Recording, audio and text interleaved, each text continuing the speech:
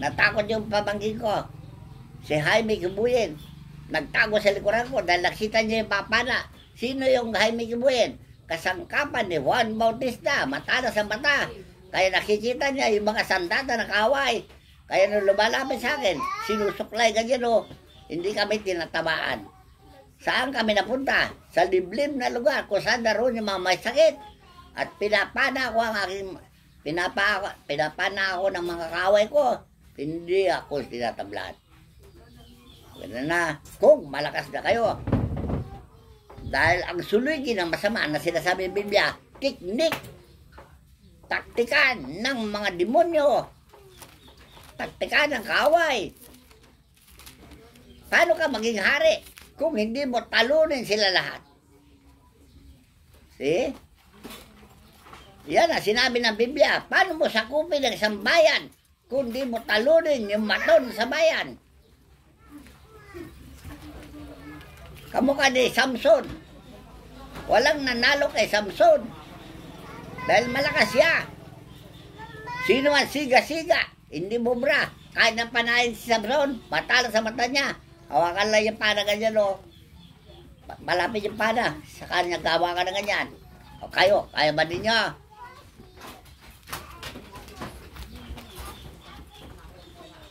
So, ano pa?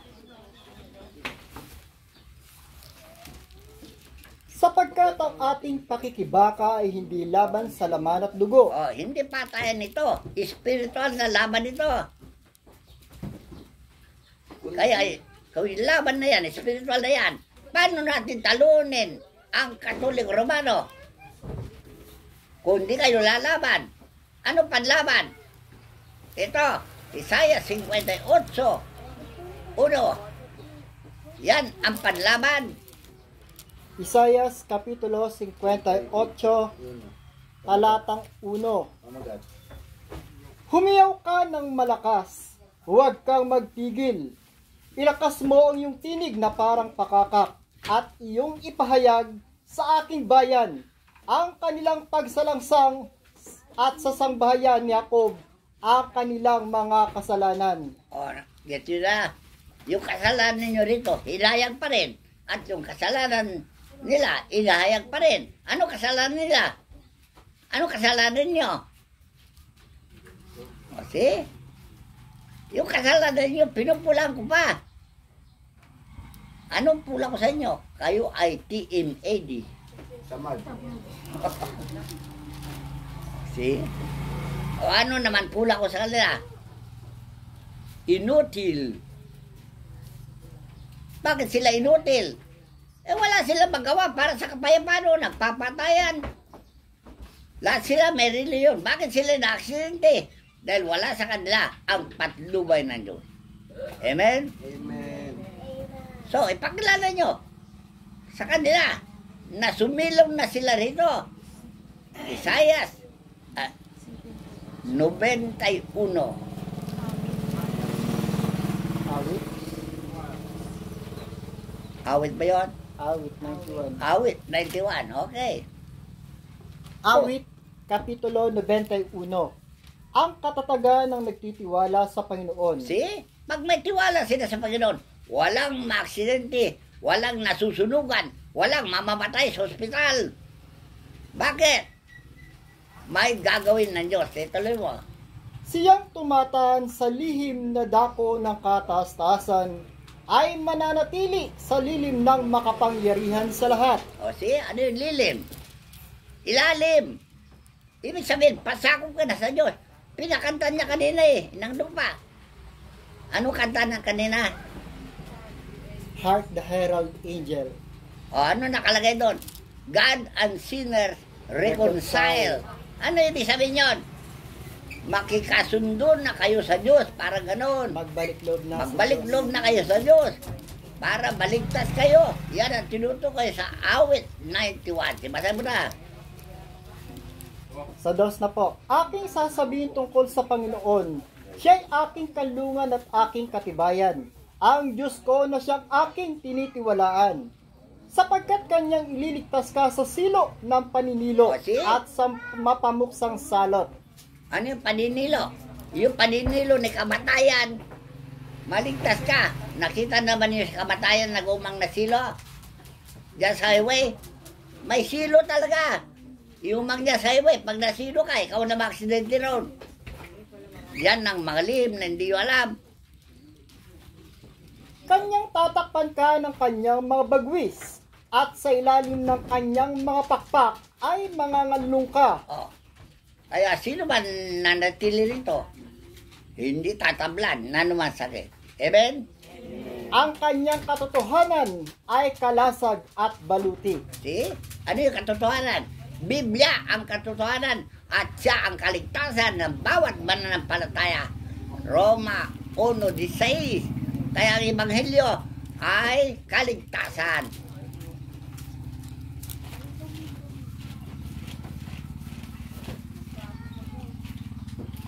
Roma Kapitulo 1, talatang 16. Sapagkat hindi ko kinahihiya ang Ebanghelyo, sapagkat siyang kapangyarihan ng Diyos sa ikaliligtas ng bawat sumasampalataya, unay sa Hudyo at gayon din sa Griego. Ano yung Hudyo, Grego? Magkaibang Katoliko. Una sa Hudyo. Sino yung mga Hudyo? Tayo, mga Hudyo. Mananamba sa Espiritu ay mga Hudyo. Kaya si Kristo ay hari ng mga Hudyo. Yung Grego, ano mang relihiyon mo, basta pailalim ka na sa ilalim ng banal na Espiritu, maliligtas ka. O ganyan na, kaya ang simbolo na dito, kalapate. O yan. Pag nasa ilalim ka ng pakpak ng kalapate, ililigtas ka. Sino kalapate? Holy Spirit, kung tawagin. Sa 5 na po. Sige. Ikaw ay hindi matatakot sa kakilabutan sa gabi, ni sa panaman na humihilagpos ng araw, dahil sa salot na dumarating sa kadiliman, ni dahil sa pagimaman na sumisira sa katanghaliang tapat. 1,000 ay mabubuwal sa iyong siting, at 10,000 sa iyong kanan. Ngunit hindi lalapit sa iyo, iyong mamamasdan lamang ng iyong mga mata, at iyong makikita ang ganti sa masama. O, see? Lalamunin daw ng lupa yung sa katawan. Naganap na yan, di ba? So, huwag sana mangyari. Kaya inaawat ko kayo eh. Ako yung kordero ng Diyos na nag-aalis sa mga bagay na yan. Matagal ko nang ginagawa yan. Noong pa panahon ni Gloria. Alam niyo, tsunami sa India. Kay Gloria yun. Papatayin niya si Gloria dahil si Gloria tulisan. Magnanakaw si Gloria. Kaya sabi niya, patayin niya si Gloria. Hindi ko pwedeng tulutan. Bakit? Nasa Malacanang eh. Ilang taon, ilang tahanan na kapalibot sa Malacanang.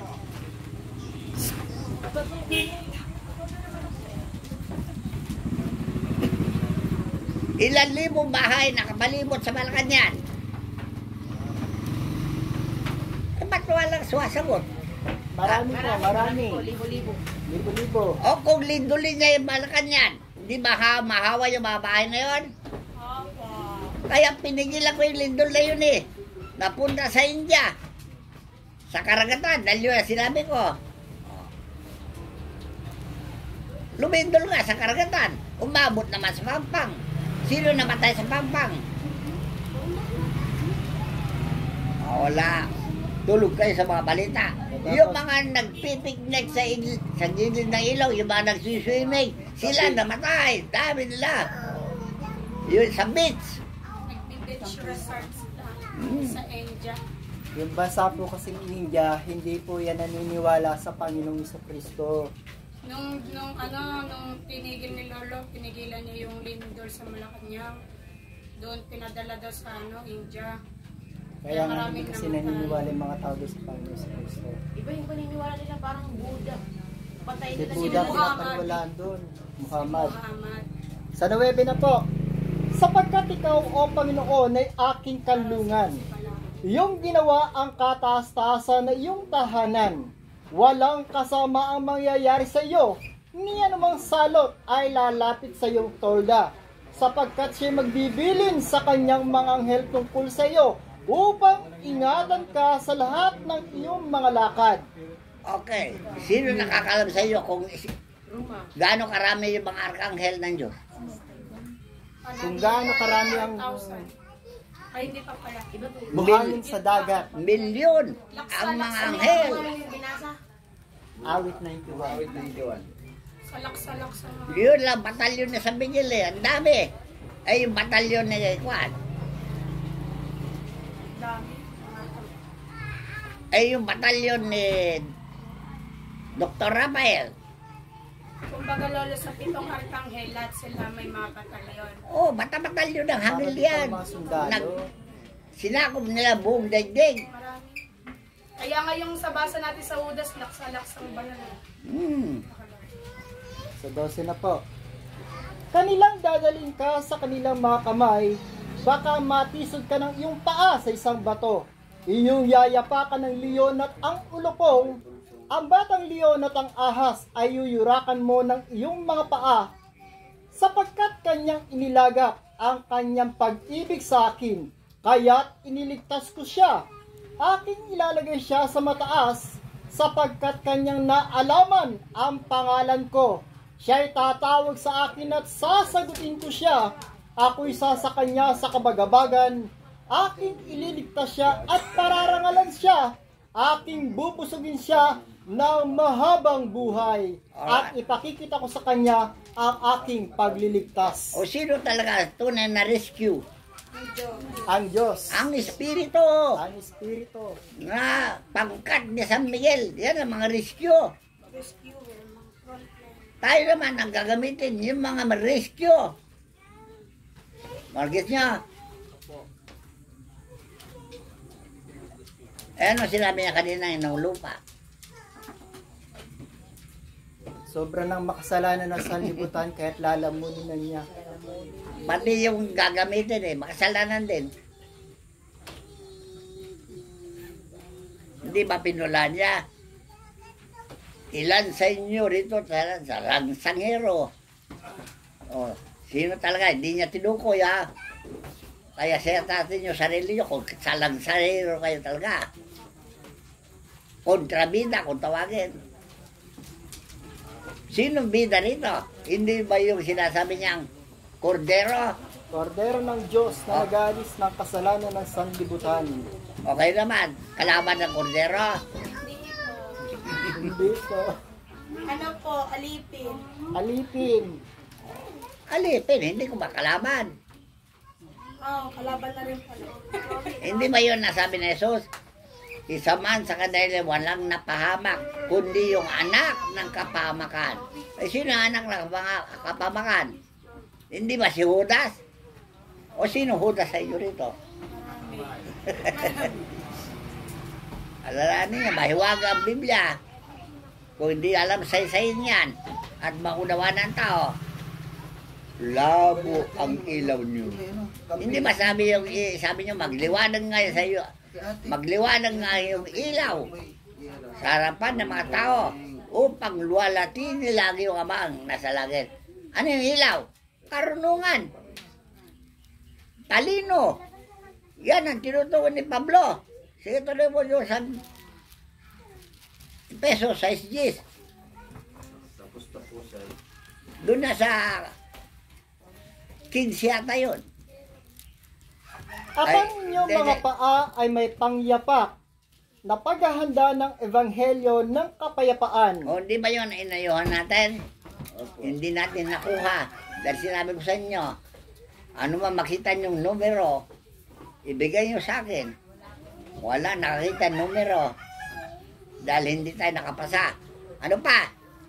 Bukod dito ay taglay ninyo ang kalasag ng pananampalataya na siyang ipapatay ninyo sa lahat ng nagniningas na suligi ng masama. Alright, ano yung kalasag ng pananampalataya? Yung Biblia. Yan ang kalasag natin. Hindi kanila yan. Sa atin yung Biblia. Tanda nyo. Sa atin lang yung Biblia. Kaya lang pinakilaman nila ang pagpapaliwanag ay baliktad. Labo. Dahil hindi sila ang ilaw. Tandaan nyo ha. Bilang ilaw, magliwanag yang Biblia sa harapan ng mga tao. Yan ang dugo ni Kristo. Para malinis ang sangkatawan, ibuhos mo yung dugo ni Kristo. Nabuhos ba? Sino nagbuhos? Ako lang? Kayo, hindi marunong magbuhos? Magbuhos kayo, wisik-wisik. Paano babaha kung wisik-wisik lang ganyan? Alalahanin nyo ha, yan Biblia, yan ang kalasan natin. O, situloy mo. At magsikuha rin naman kayo ng turbante ng kaligtasan at ng tabak ng Espiritu na siyang salita ng Diyos. O, yun tabak na Espiritu. Mga orasyon, pwede ibigay sa inyo ng mga Espiritu. Dahil mga orasyon ko, binigay ng Espiritu yan. Hindi galing sa tao. Dahil maraming orasyon, nakalagay sa notebook, binibili na mahal. Yung unang panahon, 50,000 ang bawang aklan na ganyan, no? Binibili ng tao. Mayroong orasyon doon ng kulam. Kaya hindi ako bumili doon. Tandaan nyo. Bigay lahat ng Espiritu. Pag nagbigay ng Espiritu, dahil hindi ko maintindihan, pakiulit nga nyo po. Hindi na anak pwedeng ulitin. Kaya maging matalas kayo pag nagbigay ng orasyon. Dahil hindi na niya uulitin. Pag binigay niya, alam nyo na, dahil maraming magkukulam dito sa mundong ibabaw. Kahit nasa gobyerno, may magkukulam dyan. Tandaan nyo. Kahit nasa Romano, Katoliko, dami magkukulam dyan. Kilala mo yun? Sino kumulam sa'yo? Pari yun, pari. Si Father Getnano. Hari na magkukulam. Father yun ah. Father na mga Katoliko. Gitgano. Anong ginawa lang kay Juan? Rane, binarbecue. Ibig sabihin, mga Parang bata, inihaw na manok. nakaligo din pala yung pangkukulam. Ha? Nakaligo din pala yung pangkukulam. Talaga. Nandun yung sa Biblia, yung mga mako. Tayo na yung Pinag-aaralan alam ko pala iwasan. yun. Okay niya. Kaya kung di kayo magpalakas, maya-maya, kinukulang kayo. Aray, may bukol na naman ako. Sa 18 na po, na magsipanalangin kayo sa Espiritu ng lahat ng panalangin at daing sa buong panahon at mangagpuyat sa buong katiyagaan at daing na patungkol sa lahat ng mga banal. Dahil ang mga banal, handa maglingkod sa atin. Ano sila nila na nakarelinggo? Lumilipad na kami. Naghanap na kami ng masisilungan. Ano ibig sabihin yun? Apokalipsis 3:19, 20. Tumutok na kami, sabi niya. May I come in? Ano sabi mo? Huwag mo na papasok, marami pag sexy. Apokalipsis Kapitulo 3, talatang 19. Ang lahat kong iniibig ay aking sinasaway at pinarurusahan. Ikaw nga'y magsikap at magsisi. Narito ako'y nakatayo sa pintuan at tumutuktok. Kung ang sino man ay duminig ng aking tinig at magbukas ng pinto, ako'y papasok sa kanya at hahapong kasalo niya at siya'y kasalo ko. O ba't din nyo papasukin ang Espiritu sa inyo? Marami pa akong huli na pini. Marami pa magaganda yan, bibiktimahin ko lang siya eh. Yan ang dahilan. Ang sabi ni Pablo, sino gumayuma sa inyo? Oh. Yung iba, nagayuma sa pera, kaya hindi pumasok ang Espiritu. Magnanakaw pa siya. Ayan o, sa pugutos, huwag kang magnakaw. Huwag kang magbibintang. Huwag mong angkinin ng asawa na yung kapwa. Usong-usong ngayon. Okay na. Ito po yung gantimpala daw sa mga magtatagumpay. Sige. Sa 21, Ang magtagumpay ay aking pagkakaloobang umupong kasama ko sa aking luklukan. Gaya ko naman na nagtagumpay at umupong kasama ng aking ama sa kanyang luklukan. Ano yung luklukan? Posisyon. O ngayon, ano posisyon ko? Hindi ba ako hukom?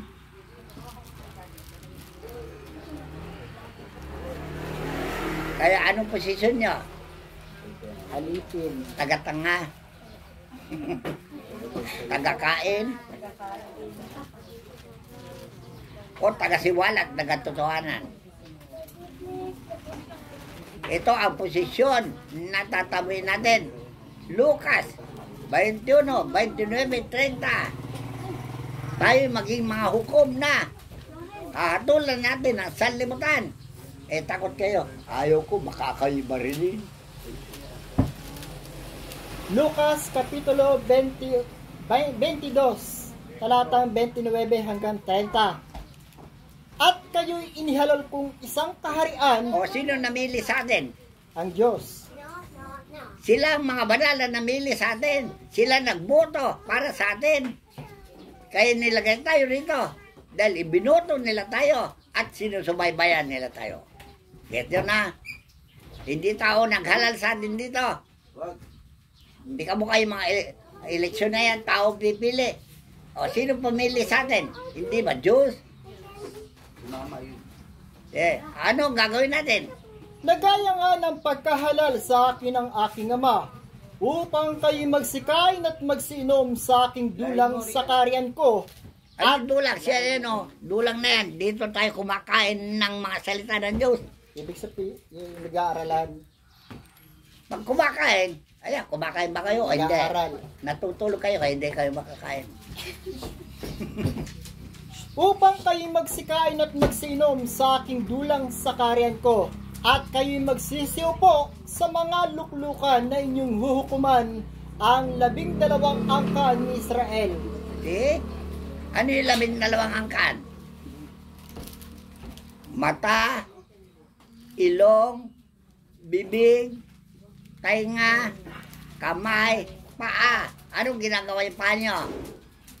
Sabi ng mga banal, mabilis tumakbo sa kawalang kabuluhan. Pag sinabi ko, Mari, may party ako mamaya. Mabilis takbo. Tigil-tigil. Pero pagdating sa simbahan, tutulog ako eh. See? Yan ang ugali ng tao. Kaya yung mata niya, hatulan natin dahil parating natutulog. Yung tenga naman, bayan luga, kaya hindi makarinig. Okay na. Yung bibig naman, hatulan natin dahil nagsasalita ng kabulaanan. Yan ang 12 angkan ng tao. Ito naman po sinabi ng Panginoon Jesucristo. Mateo Kapitulo 19, talatang 28. At sinabi ni Jesus sa kanila, katotohanang sinasabi ko sa inyo, na kayong nagsisunod sa akin sa pagbabagong lahi. Pagkaupo na ang anak ng tao sa luklukan ng kanyang kaluwalhatian, kayo na may magsisiupo sa 12 luklukan upang magsihukom sa 12 angkan ng Israel. See? Kasi ano ito yung 12 angkan? Hindi magkakatuno ito. Gusto yung tenga, pupunta simbahan. Gusto yung paa, pupunta sa lakwatsa. Yung kaliwa. Okay na. Yan ang sinabi ni Santiago. Santiago Kapitulo 1.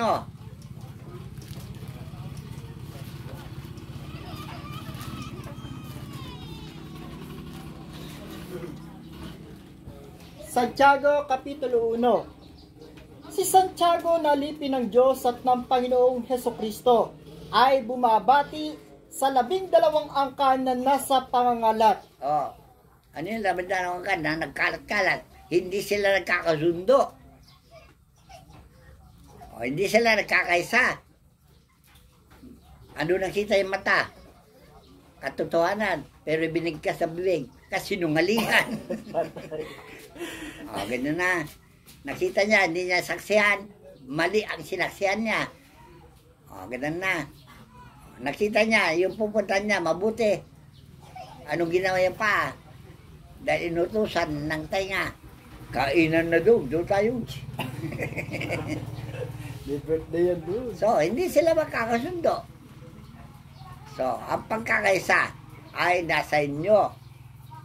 Ayusin nyo ang sarili nyo. Amen? Nasaan sa Biblia yan? Galacia 5:6. Kaya lahat na naaral na sa Biblia, ang kaluluwa at katawan magkaawayan. Dahil ang kaluluwa, gusto niya punta sa langit. Pero yung katawan, mapupunta sa impyerno. Galacia 5:16. Sinasabi ko nga, magsilakad kayo ayon sa Espiritu, at hindi ninyo gagawin ang mga pita ng laman.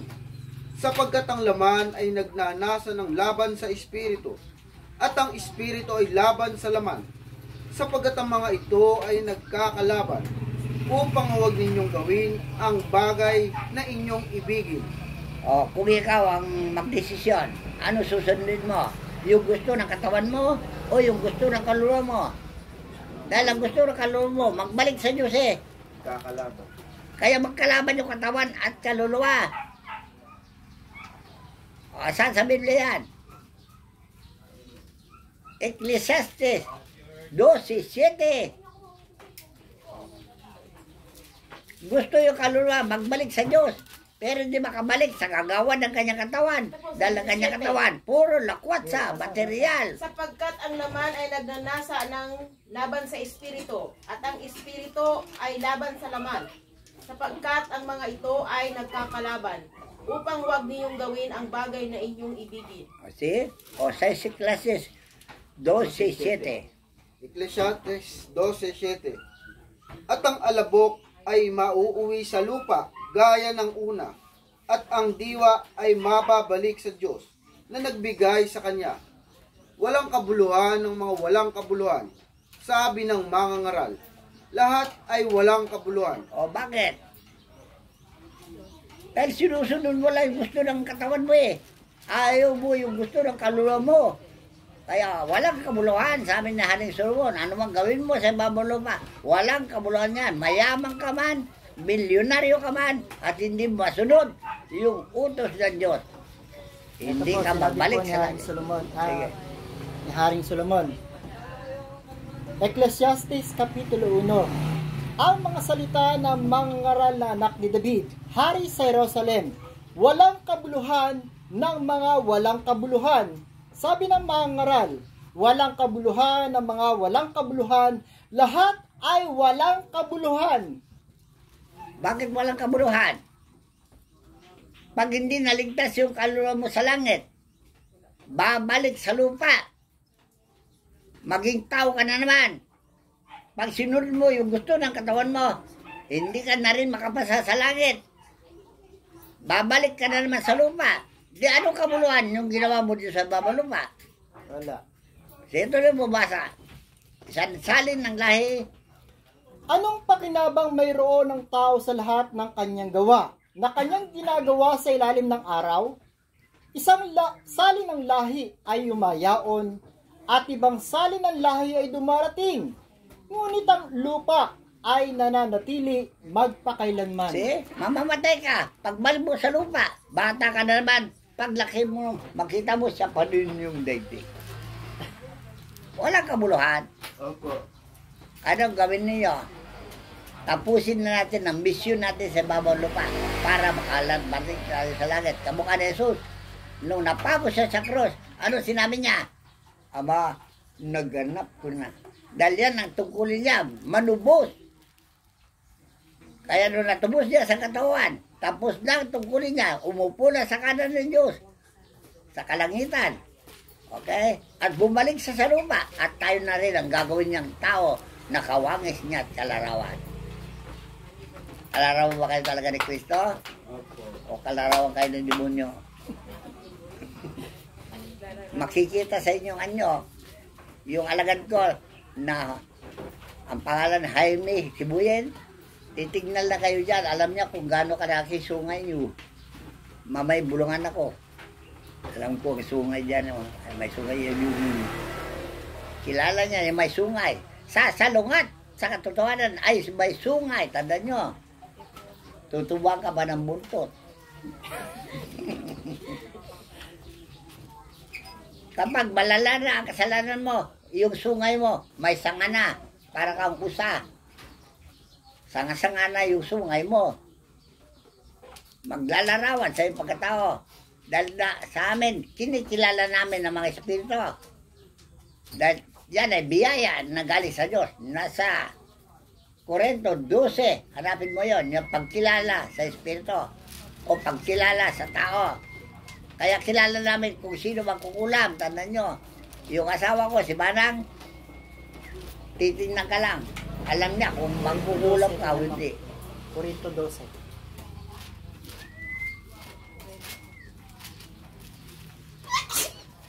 Alam niyo, nung napunta kami doon sa Plaridel, banda roon, may sinalubog sa tao. Sabi niya, lumalakad eh, sinalubog niya ganyan. Lumiwas yung babae, sinalubog niya naman. Ano sabi ni Manang? Ilabas mo yan sa dibdib mo. Yung pala, yung kapangyarihan ng ulam nandito sa bra niya. Ayaw niyang kunin. Ayaw niya labas. Si Manang dumukot. Ginulo. Okay na niya. Kawawa yung makukulam dahil namatay. Inalisin siya ng kapangyarihan. Yan si Manang. Kaya nabanal si Manang dahil matapang. Sa 4, 12:4, unang Korinto. Bilisan mo sa oras na. Unang Korinto 12:4. Ngayon may iba't ibang mga kaloob, datapwat iisang espiritu, at may iba't ibang Sa mga... uno muna Sa una muna daw. Hindi nyo kasi kumpleto yung basa kayo. Hindi mo nawan eh.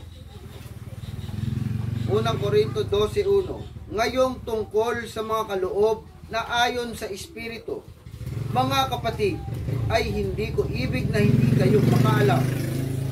Nalalaman ninyo na nang kayo'y mga hintil pa. Alam niyo, hintel? Taong walang Diyos. Nung kayo'y taong walang Diyos, hindi nyo alam ito makaloob na ito. O sino nagkakaloob yan? Tao ba o Diyos? Diyos. Saan sa Biblia? Gawa 1:8. Gawa 1:8. Datapwat kahimat kami. Sandali.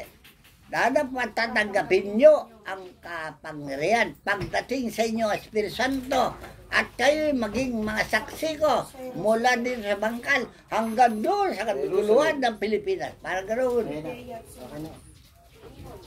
O, ganoon na. Datapwat tatanggapin ninyo ang kapangyarihan pagdating sa inyo ng Espiritu Santo, at kayo'y magiging mga saksi ko sa Jerusalem at sa buong Judea at Samaria at hanggang sa kauli-hulihang hangganan ng lupa. O, kaya yung tinanggap ko ng kapangyarihan, ako'y saksi ng Diyos.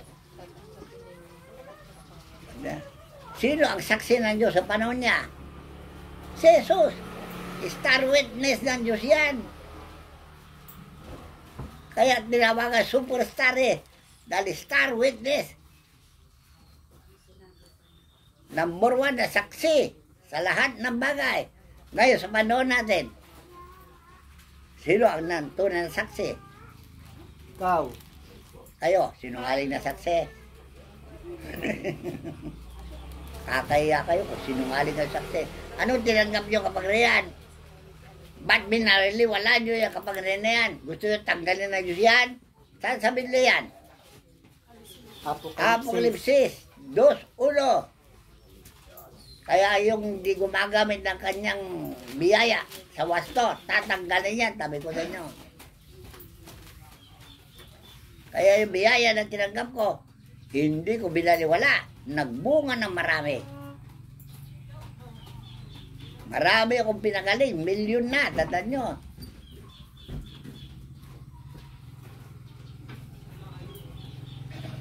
Apokalipsis 12.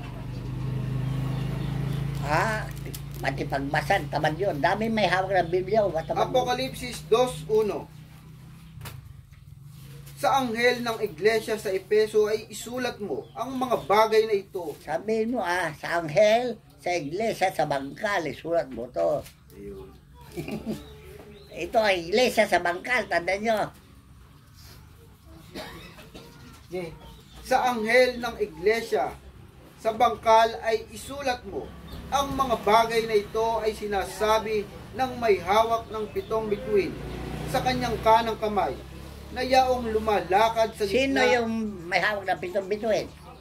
Ama. O sino yung 7 bituin? Pitong arkanghel. Pitong... O siya ang may Iglesia. utos sa 7 arkanghel na hawak niya sa 7 iglesia. Ganyan. Itong unang iglesia, siya yan, Efeso. Ano sinabi niya sa Efeso? Ano sinabi niya sa Bangkal? Sa dos na, sa dos. Na yaong lumalakad sa gitna ng 7 kandelerong ginto. Nalalaman ko ang iyong mga gawa at ang iyong pagpapagal at pagtitiis, at hindi mo matiis ang masasamang tao, at sinubok mo ang mga nagpapanggap na apostol, at sila'y hindi gayon, at nasumpungan mo Talaga silang sinubok niyo sila. uwang bulaan. Sino yung nagpapanggap na apostol? Mga pare.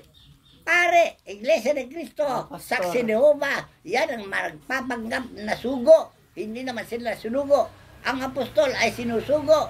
Kagaya ni Jesus, apostol yan. Diba sa'yo? Saan sa Biblia? Kailangan may patito kayo Sa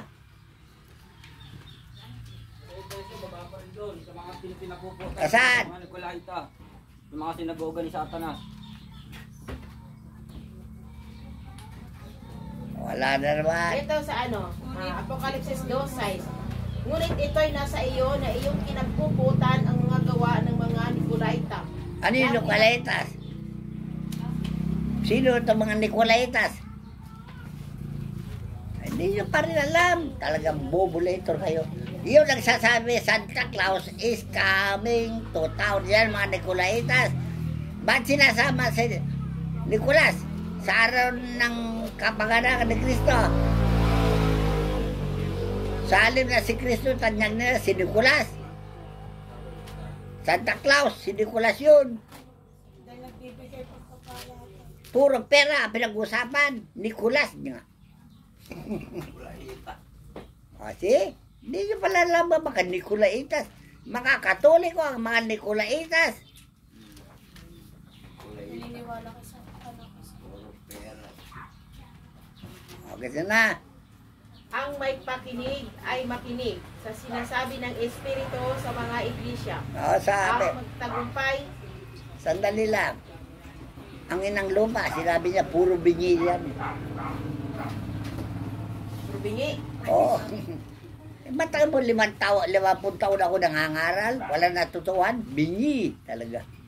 May luga. Mga baluga.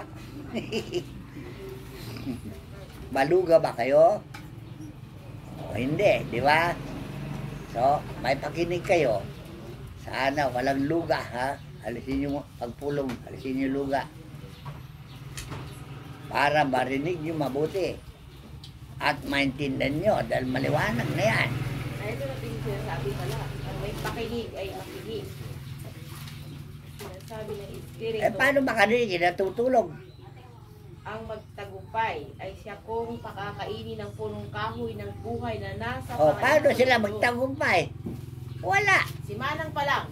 Nandun na si Manang. O, yun ang nagtagumpay. Nakarating na sa langit. Si Arnold na ni Jody pa lang. O, kayo naman, magtagumpay kayo. Baka hindi kayo. Ganawa. Malay mo, Manong. O, sige. To see is to believe ako. At ang anghel ng iglesia sa Samaria ay isulat mo. O, tama na yan. Yung mga yan, bakit magikero yung mga yan, albularyo yung mga yan. Sa Apokalipsis. Pitong iglesia, magkakaiba ng kapangyarihan. Tingnan nyo si Arturo Solon, yung mga taga Cavite. Tagapatay ng puro tayo. Patay na. Pinapatay nila yung mga elemento. Ako hindi ko pinapatay. O, ganun na. Binubuhay ko ang lahat ng elemento. Kinakaibigan ko sila. Para makatulong. Ang mga elemento, duwende man, nagpapayaman yan. Kasi sila yung nauna sa lupa. sa istorya, sino yung kumatos na binantay ng duwende? Snow White in the sun. Ayun o, Snow White and the Seven Dwarfs. Kumatos o, hindi mamamatay dahil binabantayan ng duwende. Kaya kaibigan natin mga duwende, tanda nyo, tumutulong sa ating kainaan. Hindi, sa Saudi yun eh, di ba? Parang duwende din yung mukha niya.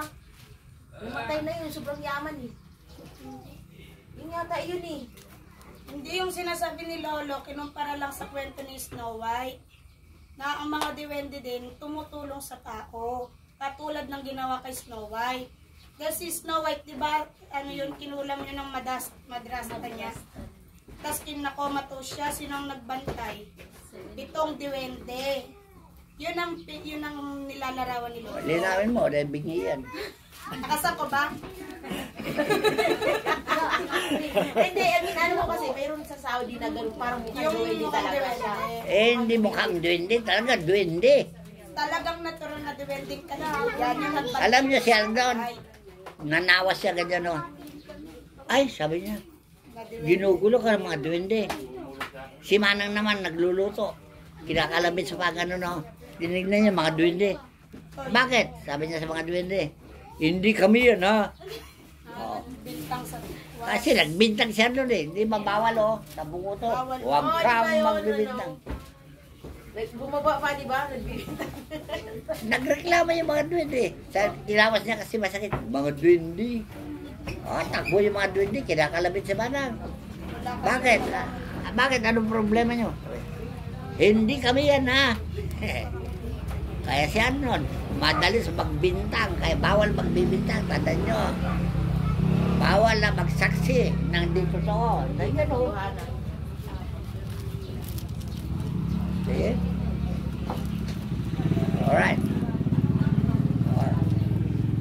Napagod na ako sa kasalita. Kasi habang nagsasalita kayo. Eh paano nagsasalita ko rito? Ang ingay-ingay doon. Parang palengke. Nakapolisin pa ito kasi kaya mo naririnig. Oy, taga-palengke.